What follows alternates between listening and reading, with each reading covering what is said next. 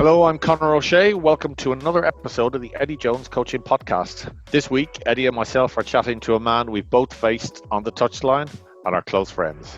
And I looked at my 8-year-old daughter at the time, and I just looked at her and shrugged my shoulders. And she said, "Dad, he said he's the plumber. He's come to fix the toilet. He just needs to know where it is." Yes, it's former Ireland and Leinster head coach Joe Schmidt joining us to give an insight into the way he works. We talk about his rise from school teacher to beating the All Blacks, and Eddie and Joe recall what it's really like when they face each other. This is the Eddie Jones Coaching Podcast. Joe, Eddie, welcome. Thank you, Joe, for joining us on this. And we've been through lockdown, talking about our kind of experiences, everything in rugby. And today, I think it's an unbelievable privilege for me to be talking to arguably two of the greatest coaches the game has ever seen. And thank you for taking the time, Joe, for coming on board. But it's very much a chat. It's probably the worst TV interview you've ever done. So there'll be nothing controversial. There'll be nothing too targeted. It's just sharing experiences, really.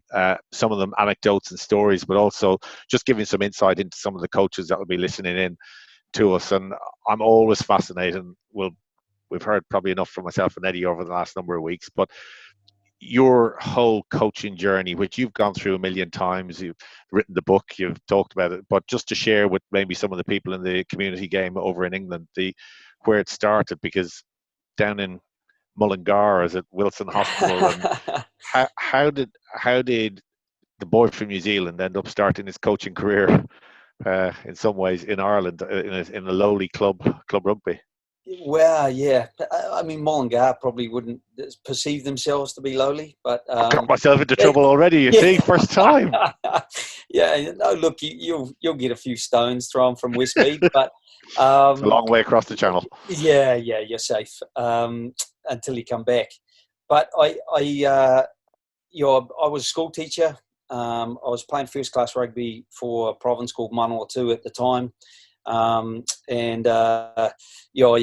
did write about it. The principal at the time, when I first went in, I'd done the pre-season with a National League basketball kind of setup. And when I was told I had to be involved in the co-curricular life of the school, I said, "Look, I'd love to coach basketball." And he said, "That's perfect. Basketball's on Friday nights. It won't affect your rugby coaching on Saturday mornings." And so I was seconded to coach rugby straight away. I was a little bit scared to say, "Well, hang on, I didn't offer to do the rugby." And so it meant the weeks were very busy, but I think there's a bit of crossover no matter what you're coaching, whether it's basketball or rugby or whatever team sport. I think there's real crossover. And so I enjoyed doing both. It just meant that I was busy, that's all. And it kind of grew from there.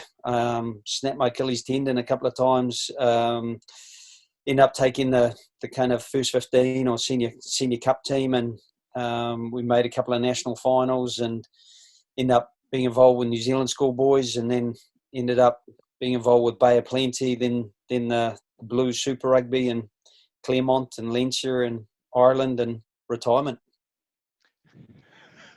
Retirement never.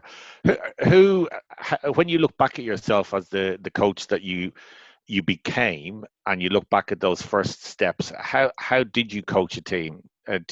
Was it with the same sort of intensity, direction? Where did you learn to get into the detail that you would later become when you started coaching professionally, so to speak, when you were looking at the Claremonts, the Leinsters? So what type of coach were you? Yeah, you are a product of whatever you've been exposed to, really, I think, Connor. So, I had some really good coaches when I was playing, and technically, Mark Donaldson was really good. I had a guy called Garth Talene, who was such a top bloke. Everyone would have died for him, So, trying to meld the technique with a person who's a leader and who promotes a really positive team environment, and then on top of that, New Zealand, I think, have some really good coach development opportunities. So being able to get along and do sessions with Wayne Smith involved, or Frank Oliver involved, or whoever, and even sports psychology with Dave Hadfield. When I first got started, it was it was like this massive opportunity to get some growth and take as many things on board, and then kind of formulate a way of doing things. I was an English teacher, so I actually taught media studies in the school. So we had an editing suite. So I'd take the video in from the weekend's game, and I'd put the other video in, and I'd put a few highlights on it, or lowlights as the case may be. And so I'd have 3 or 4 minutes of footage, and I'd show them at interval to the boys, and then set up our training for the week, and we'd work like that. So that was a long time ago. That's before we used computers and cut games up and things like that. It was fairly rudimentary, but it helped give a direction, and I think as long as you make it fun, and as long as players think they can enjoy making some progress, then it's enjoyable for most people. Do you think? I mean, Eddie, just talking because Joe talking about his teaching background and your teaching background, and obviously I'm an outlier. I'm never a teacher, not able to communicate properly. How many? It's unbelievable the number of teachers that have actually made it to the very highest level of the game. Now I know you could say that's a product of it's a school system, but how much do you think, Eddie, the teaching has given you that background to communicate properly to young players? Well, Joe's a bit more educated than me. He was an English teacher. I was a PE teacher. And I chose hold a PE second. Hold a second, Eddie. He said he taught media studies as well. And look at him in the media. So let's not talk about that. Yeah, but I think a lot of teachers became coaches because it was a product of the time. The game went professional, and because you had some sort of methodology about the way you taught, it gave you a bit of head start with coaching. So, Australia, we didn't have great coaches. Like, we were lucky at my club. We had Bob Dwyer and a bloke called Jeff Sale, but generally the standard of coaching wasn't great in Australia at that time. And they got beaten. I remember Australia got beaten by Tonga in 1974, and it started a whole thing about coaching. So I think being a teacher was definitely an advantage back there. And you've both done as well in terms of your formative coaching, and probably not so formative, Joe, in terms of the Claremont experience for you. But Eddie in Japan, Joe, you're in France. I suppose I could say in Italy for a few years. Joe, just the whole communication side of things. How did that help and develop you by being in France? Yeah, it was a nightmare. I was hesitant about going, but we felt it would be a good experience for the family. Different culture, different language, but trying to coach in a different language, and so I didn't use an interpreter. I was getting 4 lessons a week with my prof, and it is. I loved it. It was an opportunity for me to develop myself. Not only that, you had to become, I think, more aware of how you were communicating. You had to be, I think, more concise about what you delivered. So it was brilliant for me. I remember one day I had this kid, Toma Kombazu, his name was, and he was a super young kid. He still plays for Cast. I think it's still Cast that he plays for. He's won a top 14, a Boucle de Brunus. But his nickname was Poulet sans tête, chicken without head, and he would fly around all over the place. Incredible enthusiasm, but I was trying to get him to hit a square, a line, and I said to my prof, how do I say this? And he said to me, probably the easiest, most direct way to say it is il faut rentrer bien droit. And so il faut, it's necessary, rentrer, re-enter the line, bien droit, well straight. So I practiced that during the lunch hour, and we were doing a bit of a back drill, and I called Thomas aside and I said, Thomas, il faut rentrer bien droit. And I thought, wow, that's so cool. I'm so French. And he said to me, oui, mais pourquoi? Yes, but why? I said, well, I don't know. I can't say anything else, Thomas. I've used up my language. So it teaches you, you can't bluff. You can't bluff players. You've got to be prepared for responses, and there's coach learning in that as well. I remember 3-4 months into my time in Italy, going back, and I've said this to Eddie a number of times, going back and meeting him for a coffee in Richmond to ask about his experiences in Japan and how he got on with language. It's exactly what he said. What actually happens by going to a foreign country where you don't speak the language, you stop bluffing and you start speaking more concisely because you've no other option. You don't have the language to bluff. Yeah.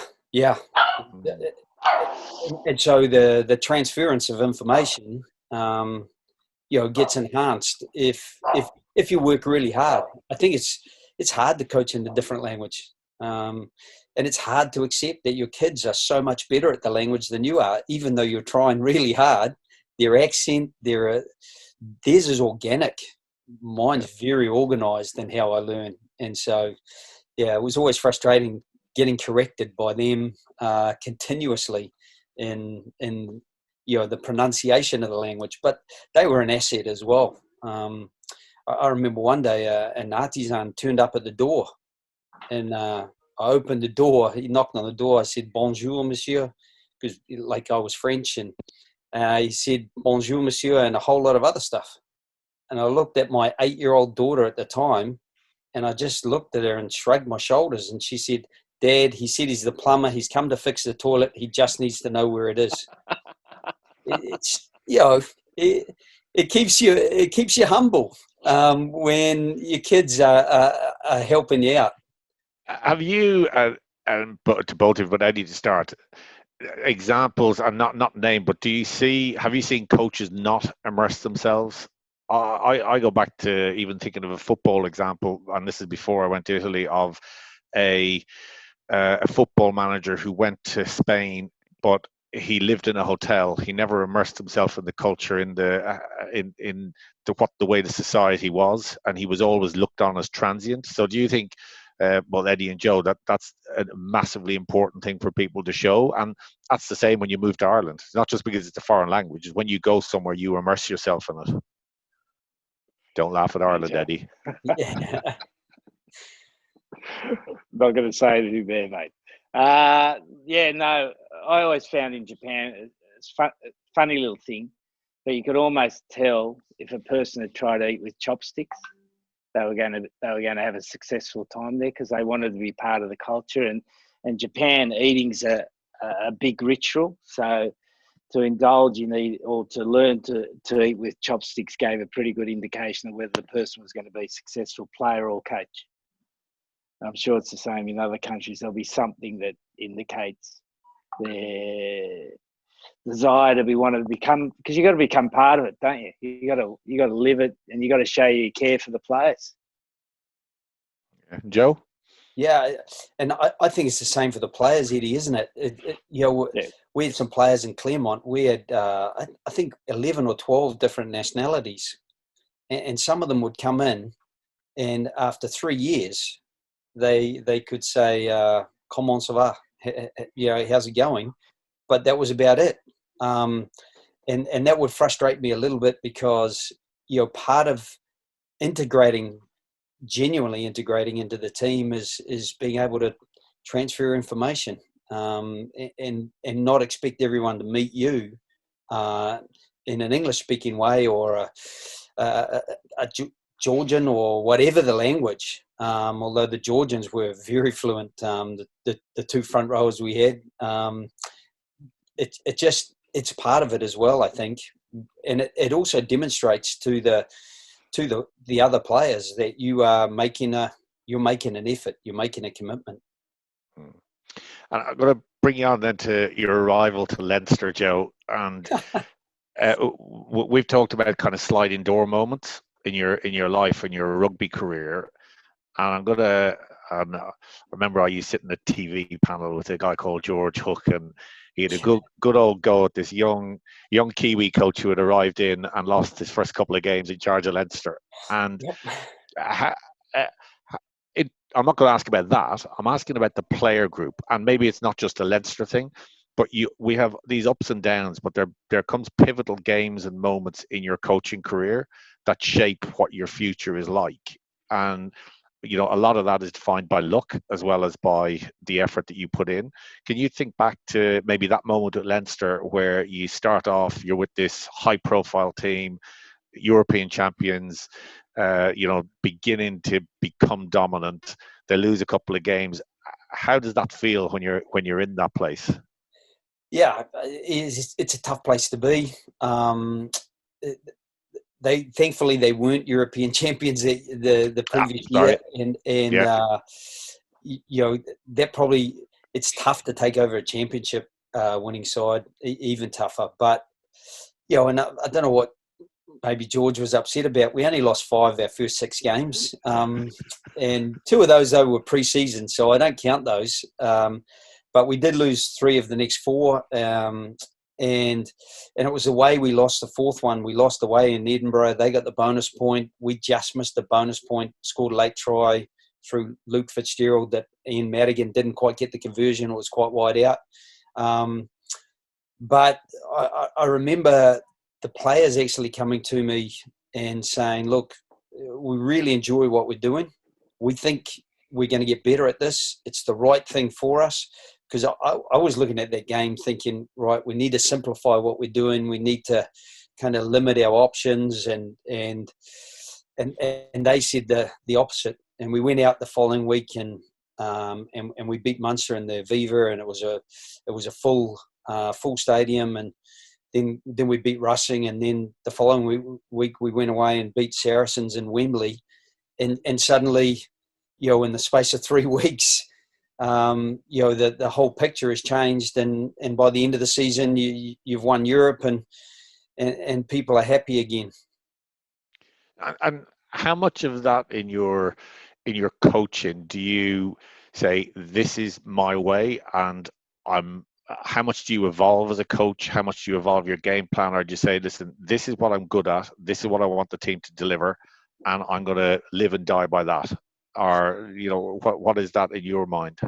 I think for coaches, and if there's young coaches who are watching, I wouldn't have necessarily, people say you've got to have a philosophy. I wouldn't really have a philosophy, and I'm not a goal setter.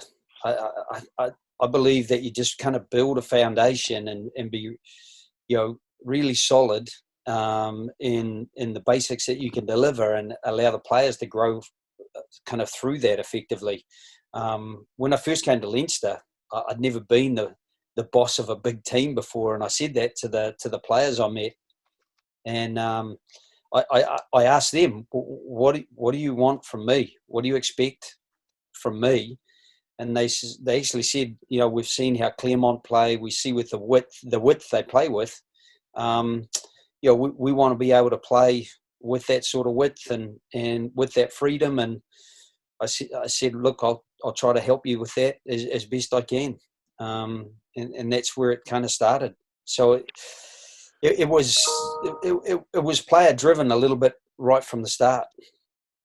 Yeah, Eddie, what are your thoughts on that coaching philosophy, or not having a philosophy, so to speak, if that's the right phrase? Yeah, no, I agree with what Joe said. I think you got to have an idea in your head, and that comes as Joe said previously about your education as a player. I was educated under Bob Dwyer, so we always wanted to attack and we wanted to play flat to the gain line, and so I like my teams to play like that, but I don't force them to play like that.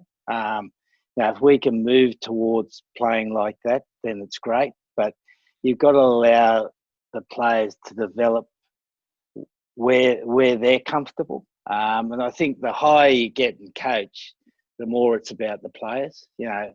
When you're coaching a team with less skills, you've got to direct them more. When you're coaching a team with good skills, you've got to guide them more. And that's the balancing act of knowing when to give them a bit and knowing when to let them run with it. Okay, I have a quick bone to pick then with Joe, because they always say never. As you're talking about dealing with good players, they say never get the All Blacks in a backlash. So Ireland's very first and famous victory against the All Blacks way back was followed the following week by Italy having to play the All Blacks. Yeah, yeah. It was lovely. Thank you very much for that. Just on And what that was the score? of the All Blacks game against Ireland. Can't remember that one exactly. The Italian game. Excuse me. No, that was we were lulling South Africa to a false sense of security to beat them the following week. It was a cunning plan by the Italians. Comings and goings, mate. Yes, moving on.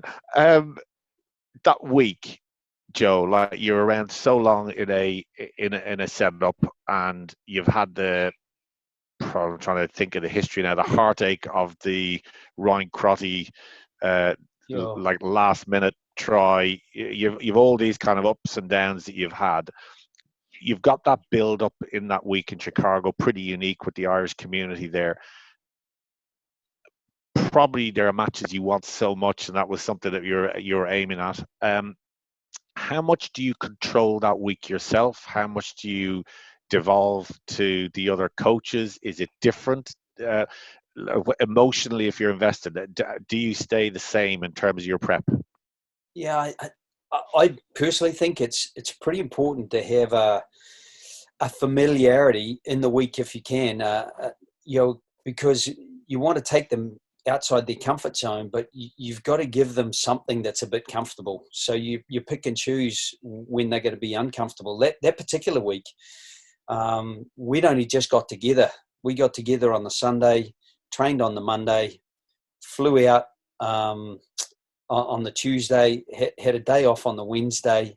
We trained on the Thursday, trained awfully on the Thursday, really badly. And I remember sitting with the coaches and saying, look, do we give it to them between the eyes, or do we gloss over this a bit to keep confidence levels up?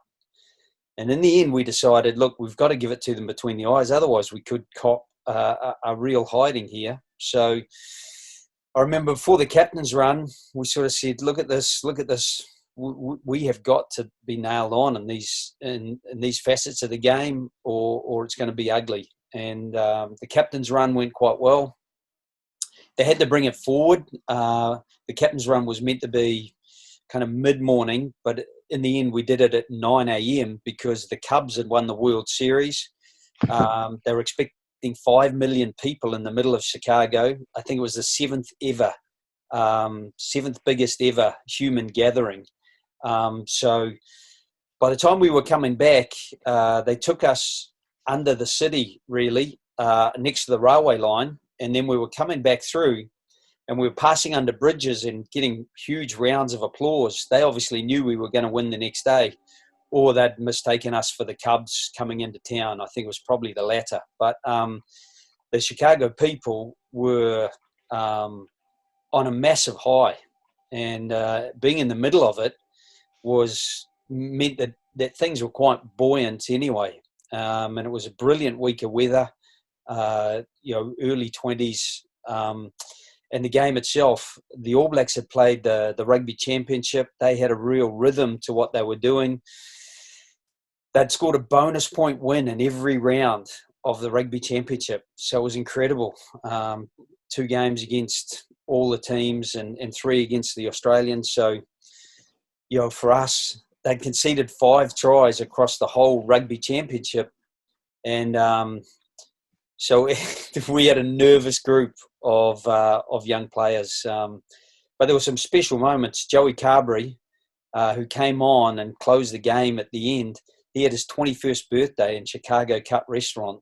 And, he'll never forget that, because 4 days later, he played the last 20 minutes with aplomb and guided the team home. So there's some, super special memory. Well, you talk about the momentum. This is to both of you. My memory of that game, you have to then forgive me because this is going off the back of a few years, is Ireland getting penalties and kicking for the corner, not taking the points all the time. And was that a plan, almost going, we have to score tries? We're not going to beat the All Blacks by going 3, 6, 9, 12. Yeah, we did a little bit, but we didn't do it all the time. Not all the time. The first try by Geordie Murphy, there was a kick to the corner. It was quite a long way out. But it's what Eddie said. The players decide that. I mean, between Rory Best and Johnny Sexton, they kind of made a decision that day. Pete O'Mahony wasn't playing that day, they were the two guys who would have made most of those decisions. And I think Bestie probably said, "What do you think?" They would often, between the three of them, they would often have a plan before the game that didn't come from the coaches. That those players would get together and they'd say, "Righto, anything between the 15s, let's put that in the corner. Between the 15 and the touchline, anywhere in the middle of the field between the two 15s, let's let's have a shot at that if it's inside the 40-metre or whatever." How much of that ability to allow players make decisions is borne by the experience they have and the trust you have in them? And Eddie, both of you to answer that question. Yeah, I think experience is a massive thing, and particularly in Test rugby. The experience of two or three players counts for so much. Yeah, I agree. I agree with Eddie, obviously, because then you can extend that trust. Absolutely, But I suppose the question is then, from a coaching perspective, and maybe this is exactly what Eddie said earlier on about, as you go up through the ranks, it becomes more about the player, less about the coach, even though it's all about the coach. That's why we're sitting here talking. But when do you become less directive? When have you found yourself being less directive as a coach? Were you very directive in your formative years with younger teams because they needed that direction, and less as you go up through the ranks, or what's that kind of continuum for you? Yeah, I don't know with Eddie, but for me, it's fluctuated, to be honest. Even with some of the young teams that we had some really good players who almost needed their head, and they don't learn if they don't have the freedom to express themselves a bit and to make some decisions on the pitch. And sometimes the decisions aren't great, and that's a good learning opportunity as well. And sometimes the decisions are spot on. The thing that I probably hate sometimes is people say, "Oh, that's a terrible decision," when the space was there, but the execution wasn't quite right. And they say, "Oh, they shouldn't have run it there, or they shouldn't have kicked it there." But it was perfect. I look back to that game, probably just like we had a game we don't want to kind of remember from the World Cup, the one for Eddie with South Africa right at the start of the game. England tried to shift it in their own in goal. I thought it was brilliant. There was one inaccurate pass.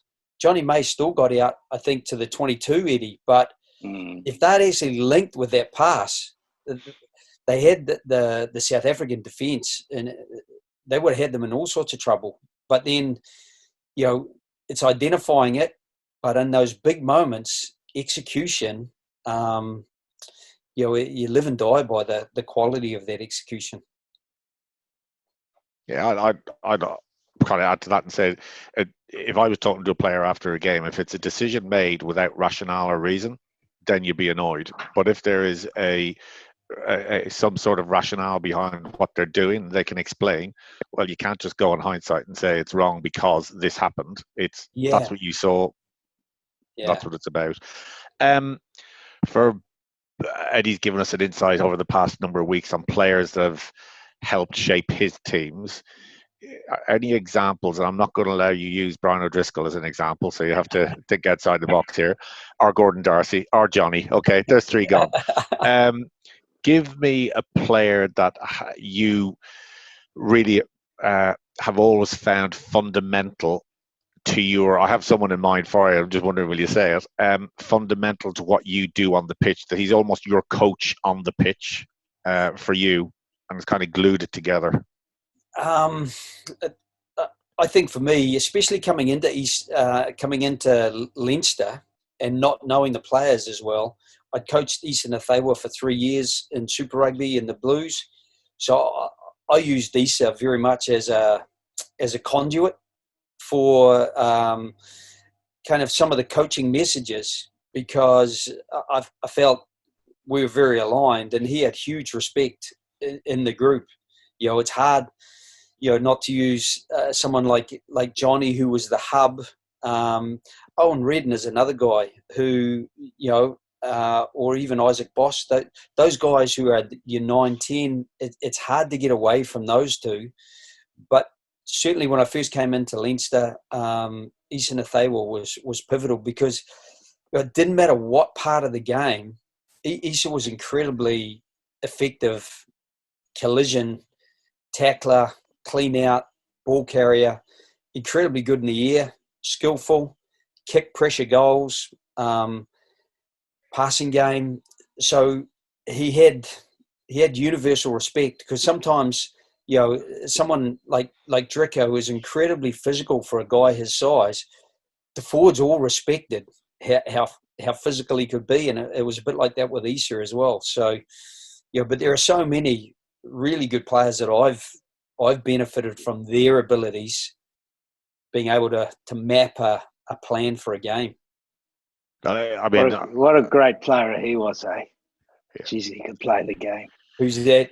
Issa. Issa, yeah. He could do everything, couldn't he? Yep. Yeah. Anywhere, any position. Yeah. Absolutely, and he was actually the person I was thinking of when I asked that question. Like you got this person. He was fundamental to everything. Like when all your internationals are away, he kept the team together. When all your internationals are back, he'd play wherever you needed him to play to make the team fit. Eddie, forget the England team, because it's all who fits that bill for you in your coaching career? Look, mate, one of the guys I was lucky enough to coach was George Smith. He just knew the game. You could play him 6, 7 or 8. You tell him one thing, you never had to tell him again. He'd just get on with it. Hardly ever spoke, but everyone admired him. Everyone wanted to work with him. Everyone wanted to have a drink with him. Sometimes that'd go a bit too long, but he was just one of those great players, that could play the game, feel the game, and I think that's the hardest thing now, that kids coming up, are we giving them enough opportunity to feel the game? Are we giving them too much instruction at an early age? Because there's such a pressure on school teams to win. I don't know whether it's like that in Ireland, Joe. Yeah. I agree with you, Eddie. I think that ability to self-solve, that's what I said before about do you give more direction to younger players? Sometimes you don't, because you want them to learn from experiences, or you construct scenarios at training where they get the opportunity to be the decision maker and execute under pressure and learn from those experiences. Listen, as ever, I think I could go on forever just talking to you two guys. I have one more question for both of you at the end of it, and maybe actually there's a couple that I should actually give on the one last question at the very end. But these are two questions that have come in from rugby coaches, so I better ask these. What piece of advice? I'll ask this to Joe, because probably Eddie's asked this answered this in the past. What piece of advice would you now go back and give yourself starting out on your coaching journey? Wow, that's a really good question. Yeah, it wasn't my question. You see, that's the first time. That's the first time you've said that. Cheers to that, Joe. Lovely. But you knew what he was saying as well. You knew what you were saying. Yeah, that put me down. Lovely. Yeah. Without being too reflective in depth, I would just say enjoy it more. I think you're so emotionally connected. I remember very early on, we lost a game to Gisborne Boys High, and I thought we should have won the game, and I thought I was the major reason why we didn't, because we didn't chance our arm enough, and they were too big and physical, and they had some good backs, guys like Rico Gear and the like, but they had a massive, big, kind of powerful forward pack, and I remember just thinking that it was so miserable, where I think I should have enjoyed it more on the way through, and even right to the finish. I felt so much pressure all the time, and the people. I remember I I was speaking to some elite sports coaches in Ireland, and we'd lost the game, and they said, "Oh, but surely you don't feel pressure because of all the games that you've won." And I said, "No, you feel more and more pressure the more games you do win." And I don't know. I think sometimes I put so much pressure on myself. I wasn't enjoying the job. I'll tell you feel pressure when you lose a lot of games as well, Joe, just to let you into that secret, but that's an aside. What would coaching of the future look like with technology advances? Is that for Eddie or for me? No, for Well, Joe. for both Definitely of you. for But we Joe. go with you. Definitely for Joe. Joe's the guest. He's got to go first, mate. Look, for me, I use technology a lot. Going through the premiership games in the weekend, some of the decision making or some of the technique or whatever. I'm not involved directly with the game now, but I'm watching it closely. But for me, I'm a massive fan of the coaching eye. When we're training, seeing things and being able to provide live feedback to players, hold your run, stay squarer, you got to work harder on the ground or lower your body height, or just dropping the odd word in the flow of training. I think that's, if you can be accurate doing that without overstating it or over trying to contribute, that's actually further away from technology. But we all rely on feedback and being able to get real-time adjustment. That's where I think watching guys like Pep Guardiola take a session or Wayne Smith take a session. They're so astute and so concise and accurate with just those little cues that allow a player to slightly adjust and improve a performance objective. That would be my thought. Eddie? Yeah, no, I think Joe summed it up pretty well. Look, technology is a great accelerator, and there'll be ways that it hastens the analysis, but it never beats quality observation. And I reckon for a young coach now, they've got to spend more time learning how to observe because of the way we live our lives and we move quickly from one thing to the other. I find with coaches now, you ask them something, they say, well, I have to watch the video. And I say to them, you just watched it. You just watched it. What did you see? I've got to watch the video. No, you don't. You got to watch it. And you got to train your eye because it's not something that can come naturally. Sometimes you have to work really hard at it. And if you're lucky to have a mentor to tell you what to see, then it helps that process. But couldn't agree more with what Joe said. And just listen, Joe, to give your time like this to us, thank you so much. I know I think what people don't see, and I've mentioned about Eddie meeting me for a coffee in Richmond all those years ago. One of my great learnings is the coffee we had the day after the Ireland-Italy game in Dublin a few years ago, where we were spotted out for a coffee. But just the sharing and debriefing of what you saw in us and how that actually helped me going back to the Italian team and actually saying, well, this is why this happened in the game, because this is the picture we showed and this is what Ireland were taking advantage of. And I think what people don't see, they see a lot of the competition that goes on, the war of words in the media, all this sort of stuff. What they don't see is it's a very small group of people who it's his media studies. It's his media studies. I'll tell you, he's exactly brilliant. right. I thought he had an advantage. I'm very low key, lads. He's let it slip today. He's a teacher of media studies. But I think what people don't see is actually the camaraderie that's there and the way people share the whole time. There's unbelievable competition, as you'd expect at the very highest level, but there's also a real sharing of knowledge and it's a willingness to share amongst each other. And Joe, you coming on today, giving your time like this, is exceptional. It's just another example of what happens at the highest level. So on behalf of everyone from the Rugby Football Union, a massive thank you. And hopefully when self-isolation does finish in Ireland, I'll get to see you for that coffee again. That'd be brilliant, mate. Good to chat again, Eddie. And good on you, Joe. We'll get a quiet glass or something at some stage, I'm sure. We will, mate. Yeah. Coffee with me, Thanks, red boys. wine with Eddie. Talk to you later. All right, Cheers. see you, boys. Thanks. Thank you. Cheers. See ya. Thanks, Joe. Thanks.